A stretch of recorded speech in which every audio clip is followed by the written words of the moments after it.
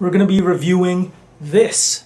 This is basically carving foam. It is carving foam, not basically, but it's basically that pink foam you'd find in like home improvement stores, but at a hobby capacity. Quite cheap too, surprisingly.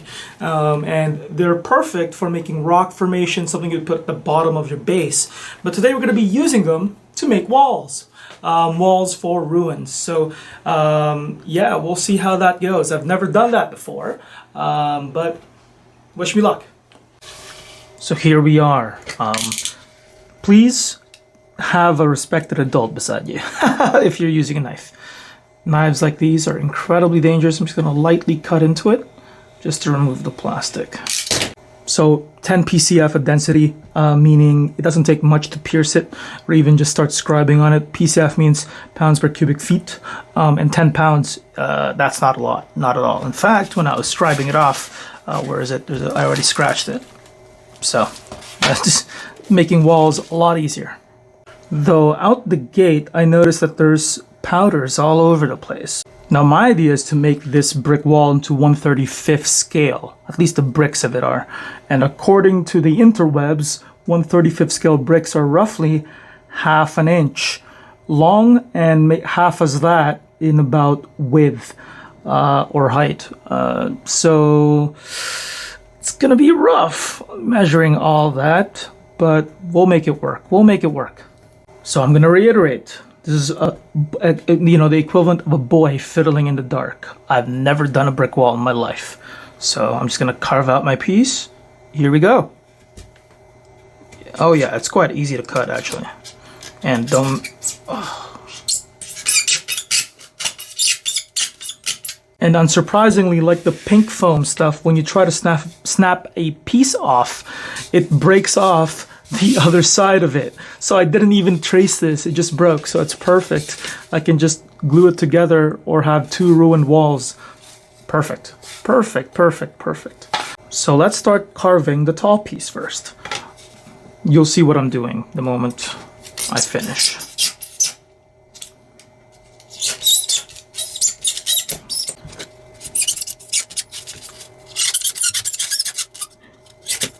So we've had our first true oopsie. This was supposed to be longer, but it snapped off because I wasn't careful. So what I'm just going to do is trim this part a little bit. So there's that tall piece sticking out.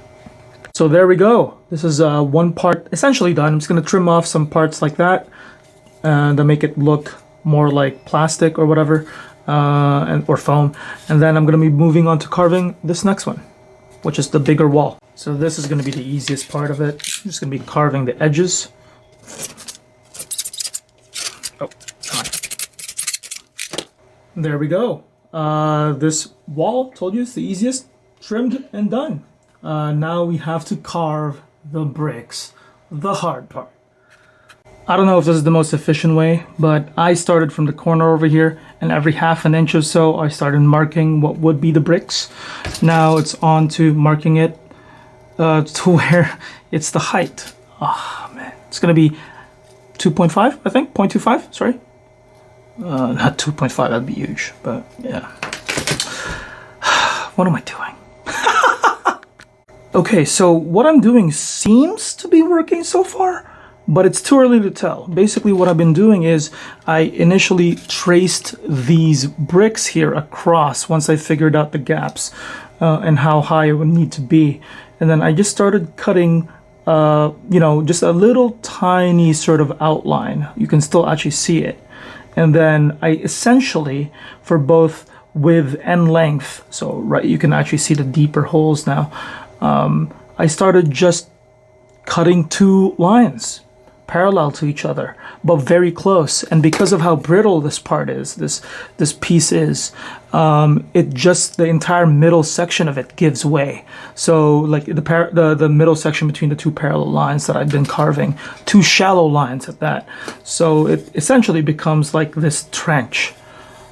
And hopefully it works out, because if not, it's gonna look like a mess. Am I starting to regret my decision?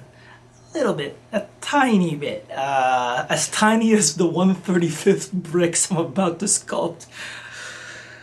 Don't be surprised if I only ever do one wall. Okay, it's somewhat starting to take shape. Still regretting my decision though, but we'll see how it goes. Oh no, what happened to the tall wall? Hopefully it didn't get destroyed by the creator because he got intimidated by the bricklaying. Hopefully not. Not at all. Not at all.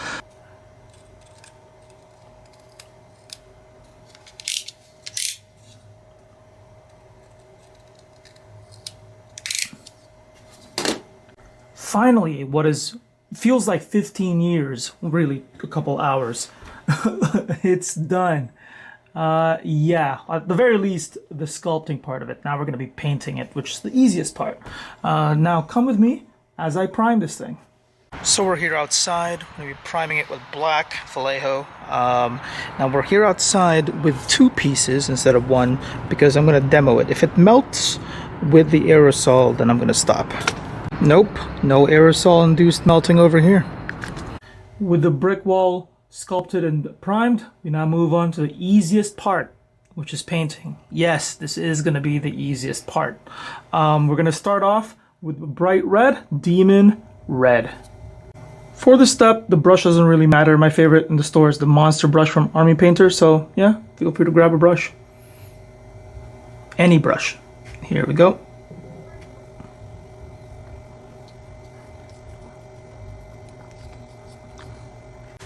With the brick painted red, I'm going to do something a little unorthodox. I don't know if it's going to work, but we'll see.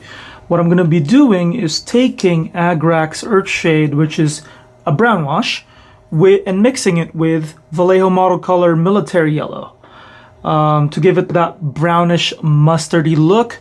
I'll lather it all over the brick, see how it goes, and hopefully it turns out well. I'm so scared about the step, but here we go.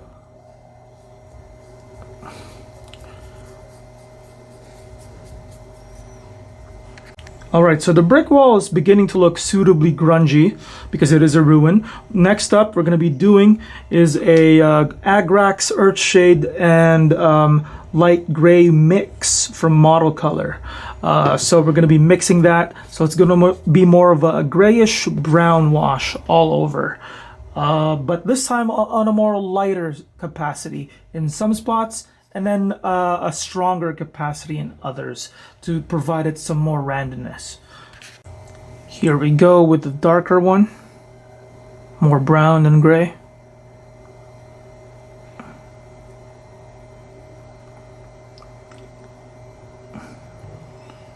And then for the lighter one, I'm going to be putting it near the top where there's going to be less dirt due to gravity. We're focusing it at the top right here.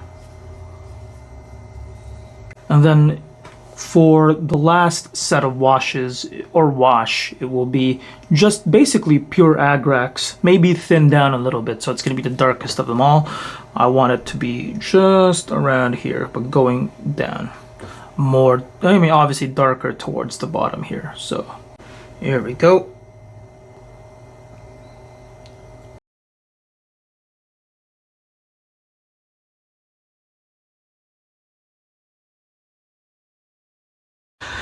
And this is it.